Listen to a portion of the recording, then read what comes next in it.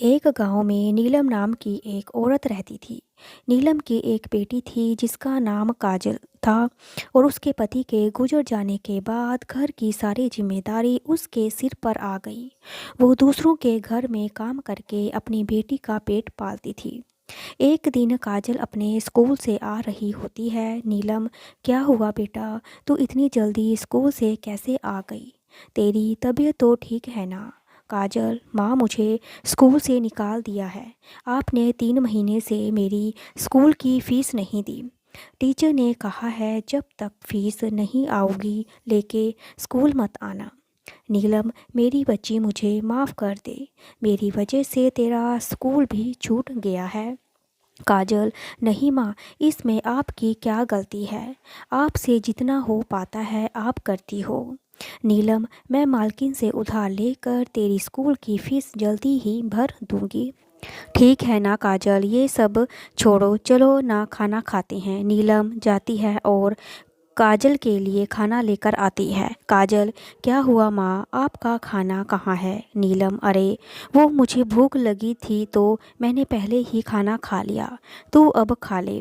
काजल समझ जाती है कि उसकी माँ ने खाना नहीं खाया और जितना खाना था वो उसे दे दिया। कई दिन गुजर गए लेकिन नीलम काजल की स्कूल की फ़ीस नहीं भर पाई। काजल भी समझ गई थी कि अब शायद स्कूल कभी नहीं जा पाएगी वो। एक दिन काजल, माँ, तुम काम पर चली जाती हो और मैं यहाँ अकेली रहती हूँ। मैं भी आपके साथ चलूँ, आपकी थोड़ी मदद भी कर दूँगी। नीलम, अच्छा चल ठीक है। दोनों माँ बेटी जाती हैं और उन दोनों को देखकर अनीता, जिसके यहाँ नीलम काम करती थी, कहती है, अरे नीलम, ये कौन है? नीलम, मालकिन, ये मेरी बेटी है। काजल, अनीता, तो तुम इसे यहाँ क्यों लेकर आई हो? नीलम, मालकिन, वो अकेली थी, ये इसलिए आ गई मेरे साथ। अनीता, अच्छा अच्छा, कोई बात नहीं, चलो जल्दी से काम पर लग जा। नीलम काम करने लग जाती है और काजल वहाँ पड़ी एक बुक उठा लेती है और पढ़ने लग जाती है। और इतने में अनीता वहाँ आ जाती है और कहती है, अनीता, अरे ये क्या कर रही है तू? अनीता, नीलम, अरे वो नीलम कहाँ है? नीलम, नीलम, जी मालकिन, कहिए। अनीता, नीलम अपनी बेटी को देख पढ़ रही है, इसे घर के काम सिखा रही, वही इसके काम आएगा, ये पढ़ाई लिखाई नहीं। काजल, मालकिन, आप ऐसा क्यों कह रही हैं? मैं पढ़ना चाहती हूँ। अनीता, एक नौकरानी की बेटी होकर तू पढ़ाई करेगी, जा जाकर काम कर। नीलम चुपचाप काम करने लगती है और लेकिन उसे अनीता की बातों का बहुत बुरा लगता है। वो काम करके घर पहुंचती है और माँ लक्ष्मी के सामने जाकर रोने लगती है। नीलम रोते हुए, मैंने ऐसा क्या गलती कर दी जिसकी सज़ा मेरी बेटी को मिल रही है? उसके बाद मैंने अपने पूरे जीवन में कभी किसी के साथ कुछ गलत नहीं किया और किसी के साथ कोई छल नहीं किया। फिर भी मैं अपनी बेटी को अच्छे से पढ़ा नहीं पा रही, उसे ढंग से 2 वक्त का खाना नहीं दे पा रही हूँ। तभी उस मूर्ति से आवाज़ आई, मूर्ति, नीलम तुम परेशान मत हो। मनुष्य को जीवन में अनेक कठिनाइयों का सामना करना पड़ता है, लेकिन आज तुम्हारी सारी परेशानियों का अंत हो जाएगा।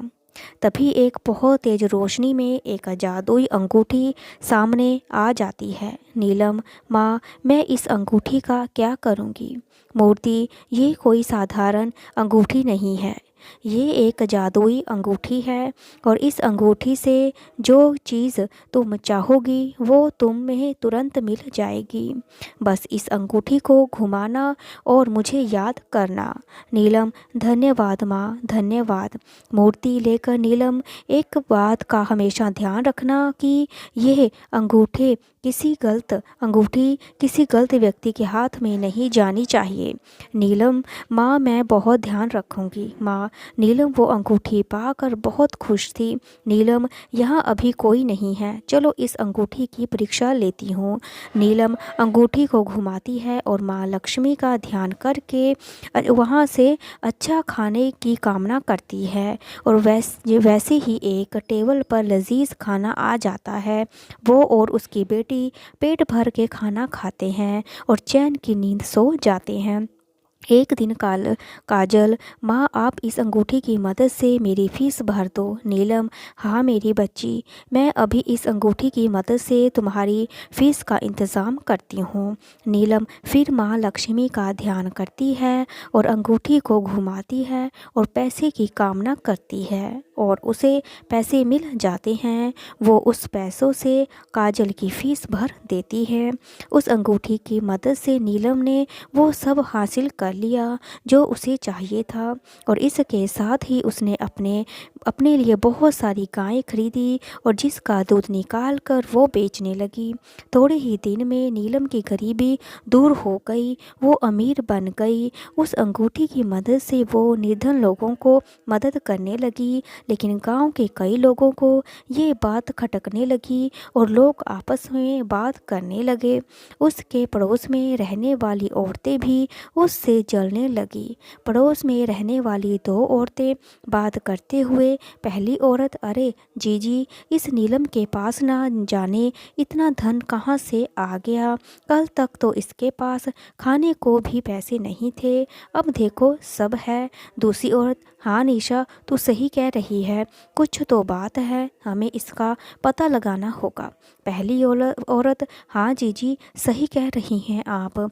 दोनों देवरानी और जेठानी मिलकर नीलम के घर की निगरानी करने लगी और एक दिन उन्होंने नीलम को उस अंगूठी का इस्तेमाल करते हुए देख लिया। फिर क्या था, एक दिन निशा, पहली औरत ने मौका पाकर उस अंगूठी को चुरा लिया और अगले दिन निशा अपनी जेठानी के पास आई। निशा, ये देखो जीजी, मेरे पास क्या। निशा की जेठानी, अरे निशा, ये तो वह एक अंगूठी है जिसकी वजह से नीलम इतनी अमीर हो गई है और उसके पास इतना पैसा आ गया है। निशा, हाँ जीजी, ये वही अंगूठी है। निशा की जेठानी, ला ला मुझे दे। निशा, आपको क्यों दूँ, इसे चुरा कर तो मैं लाई हूँ ना। निशा की जेठानी, लेकिन बड़ी तो मैं हूँ ना, इस घर में जो चीज़ आती है वो सबसे पहले मुझे दी जाती है। इस बात को लेकर दोनों देवरानी जेठानी में लड़ाई हो जाती है और मारपीट हो जाती है। लड़ते लड़ते दोनों को काफ़ी चोटें आ जाती हैं जिसकी वजह से वो बेहोश हो जाती हैं। इधर नीलम को अंगूठी नहीं मिल रही थी जिसकी वजह से वो काफ़ी परेशान थी। वो घर के आसपास अंगूठी ढूंढना शुरू कर देती है। तभी उसकी नज़र बेहोश पड़ी निशा पर जाती है और जब नीलम निशा के पास जाती है तो उसे नज़र आता है कि निशा के साथ साथ उसकी जेठानी भी बेहोश पड़ी हुई है और निशा के साथ में वही अंगूठी है हाथ में। नीलम अंगूठी को पाने के चक्कर में ये जेठानी देवरानी आपस में लड़ रहे हैं। ऐसे तो बहुत से लोग इस अंगूठी को पाने के चक्कर में लड़ाई कर सकते हैं। मैं इस अंगूठी को ही ख़त्म कर दूंगी जिससे सभी का लालच ही ख़त्म हो जाएगा। नीलम निशा के हाथों से अंगूठी लेती है और पास ही नदी में जाकर फेंक देती है। इसके बाद नीलम अपनी गायों का दूध बेचकर बाजार में अपने परिवार के साथ खुशी खुशी रहने लगती है। अगर आपको मेरी ये कहानी अच्छी लगी तो लाइक करें, शेयर करें, सब्सक्राइब करें। मेरी वीडियो देखने के लिए थैंक यू सो मच।